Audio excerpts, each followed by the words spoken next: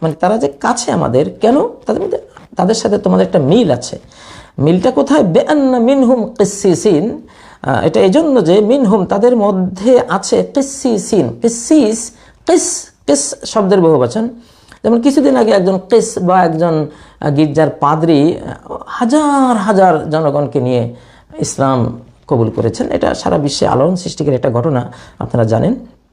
তো কিস মানে হলো তলেবুল ইলম, জ্ঞান পিপাসু। কিস ওলামা, আলিম, যে জ্ঞান অন্বেষায় ব্যস্ত থাকে। যেমন মুসলিম আমরা যেমন জ্ঞান অন্বেষা করি, তারাও কিন্তু জ্ঞান অন্বেষা করে, কিসসিসিন। তো যেহেতু তারা জ্ঞান অন্বেষা করে, তো সঠিক একটা জ্ঞান পেলে তারা বুঝবে যে তোমরা যারা মুহাম্মদ সাল্লাল্লাহু আলাইহি সাল্লামের অনুসারী আছো, তোমরা যে সত্য, তোমরা যে সত্যের অনুসারী, এটা তারা বুঝে যাবে জ্ঞানের আলোকে। তো তাদের কিসিস বা কিস বা ওলামা থাকার কারণে তারা তোমাদেরকে বুঝবে, তোমাদের ভালোবাসার কাছাকাছি তারা হতে পারবে। আর দ্বিতীয় কারণ হলো ওয়ারুহবানা, তাদের মধ্যে অনেকে আছে রুহবান। রুহবান সংসার ত্যাগী, সন্ন্যাসী বা নান, যারা নান অর্থাৎ মনিষ্ঠিতে যারা থাকে, একেবারে ঘর সংসার ত্যাগ করে। মারিয়াম আলাইহিস সালাম যেমন উনি সংসার ত্যাগী ছিলেন, তো খ্রিস্টানদের মধ্যে অনেক নান আছে, হাজার হাজার বা লক্ষ লক্ষ নান আছে, তাদের মধ্যে মনিষ্ঠিতে থাকে, ঘর সংসার এগুলো নাই। তারা পরকালের মুক্তির জন্য তাদের বুঝ মতো, সেটা ভুল হতে পারে, শুদ্ধ হতে পারে, কিন্তু তারা তাদের বুঝ মতো তারা দুনিয়ার এসব পাপাচারের কাদামাটির ঘর সংসার তারা তাদের বুঝ মতো তারা এড়িয়ে চলে। তো তাদের মধ্যে একটা ভালো মনোভাব থাকে, শত্রুতা, ঈর্ষা, হিংসা, বিদ্বেষ এগুলো কমে যায়। সাধারণত দুনিয়ার টাকা পয়সা, ধন দৌলত, ক্ষমতা, এসবের দ্বন্দ্বের কারণেই তো মানুষের শত্রু হয়। তারা যেহেতু এগুলো থেকে দূরে, তো শত্রুতার যে মূল কারণ সেটা তো তাদের নেই। তো তাদের মধ্যে তারা মুসলিম উম্মার কাছাকাছি কেন? যে তাদের মধ্যে অনেক আলেম আছে, ধর্মীয় আলেম হোক বা অন্যান্য জ্ঞানের বিজ্ঞানী হোক, বিজ্ঞানী আছে, আলিম ওলামা আছে, ধর্ম বিশেষজ্ঞরা আছে, অরহুবানান, আর আছে সন্ন্যাসী বা নান, মনস্টির অধিবাসী যারা, তারা ওয়ান্নাহুম লা ইস্তাকবিরুন। তো রুহবান মনস্টি হলো সাধারণত পায়ের উপরে লাল দালান। আপনারা আমেরিকা যারা আছেন তারা তো জানেন, এটা ঘেরাও করা থাকে, ওখানে এরা থাকে। আর তাদের তৃতীয় কারণ, যেটা যে কারণে তারা মুসলিম উম্মার কাছাকাছি, ওয়ান্নাহুম লা ইস্তাকবিরুন। আউযু বিল্লাহি মিনাশ শাইতানির রাজীম, বিসমিল্লাহির রহমানির রহিম। لتجدن أشد الناس عداوة للذين آمنوا اليهود والذين أشركوا। لتجدن অবশ্যই নিশ্চিতভাবেই, সন্দেহাতীতভাবেই তুমি পাবে, আশাদ্দান নাসি আদাওয়াতান, আসাদ্দা মানে কঠিনতম, আর নাস মানে মানুষ, আদাওয়া মানে শত্রুতা, শত্রুতার দিক থেকে কঠিনতম তুমি পাবে। কাদেরকে? কাদের জন্য?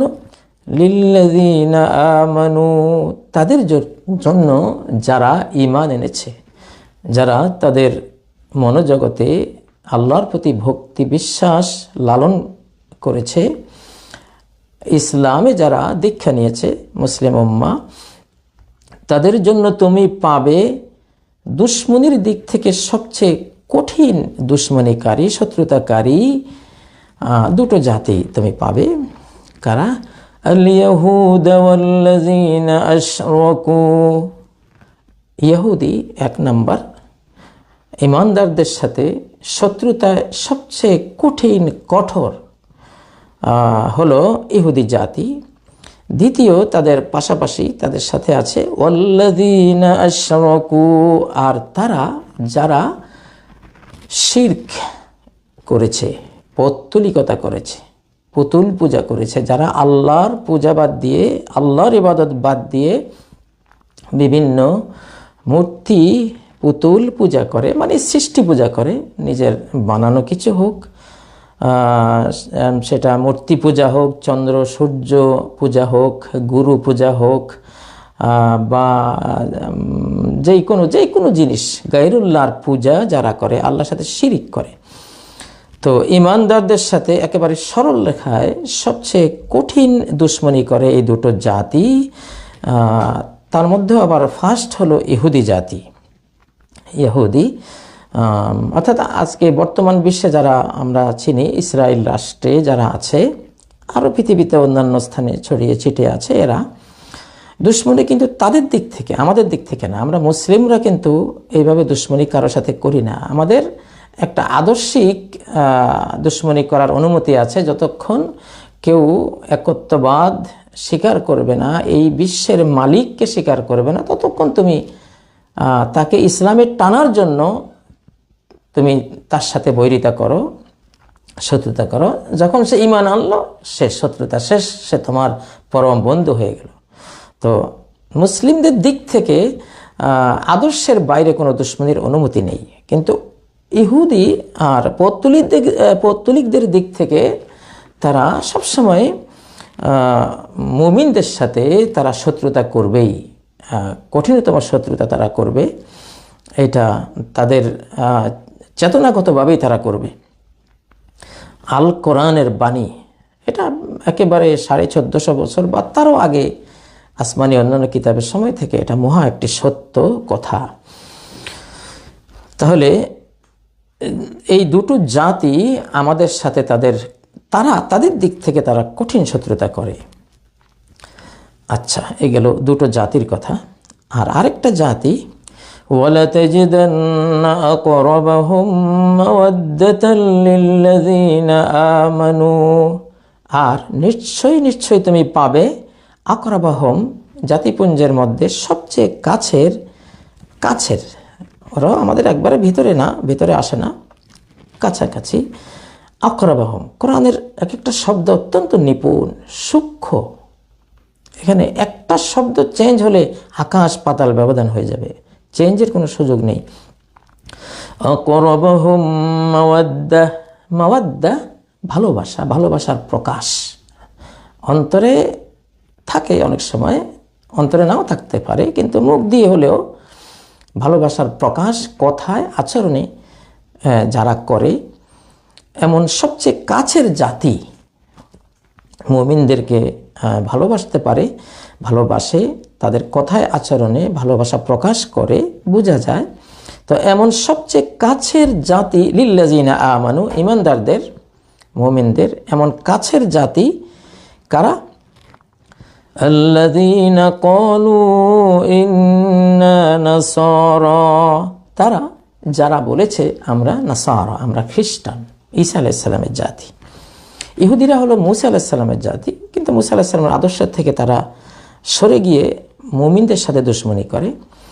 আর যারা পুতুল পূজারী তারা তো আছেই, কিন্তু মুমিনদের সবচেয়ে ভালোবাসার কাছের জাতি হলো, আল কোরআন বলছে, ওরা যারা বলে আমরা খ্রিস্টান, আমরা ঈসা আলাইহিস সালামের ফলোয়ার, এককভাবে এই জাতিটা মুমিনদের ভালোবাসার কাছাকাছি। কিন্তু এরা যদি আবার ইহুদিদের সাথে জোটবদ্ধ হয়, তখন কিন্তু হয়তো এই ভালোবাসা আর তারা দিতে পারবে না। এজন্য আরেকটা আয়াতে সূরা মাইদার মধ্যেই আল্লাহ বলেছেন, ইয়া আইয়ুহাল্লাযীনা আমানু লা তাত্তাখিযুল ইয়াহুদা ওয়ান নাসারা আউলিয়া।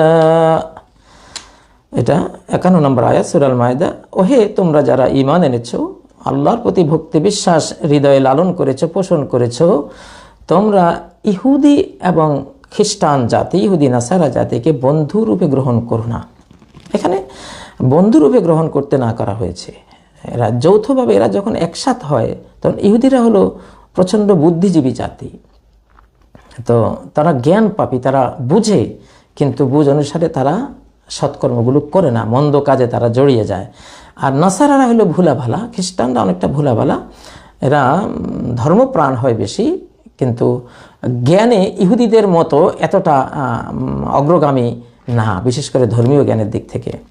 কিন্তু এই জন্য এরা যখন ইহুদিদের সাথে চলে, তখন ইহুদিরা জ্ঞানগতভাবে এদেরকে কন্ট্রোল করে মুমিনদের বিরুদ্ধে চালিয়ে দেয়।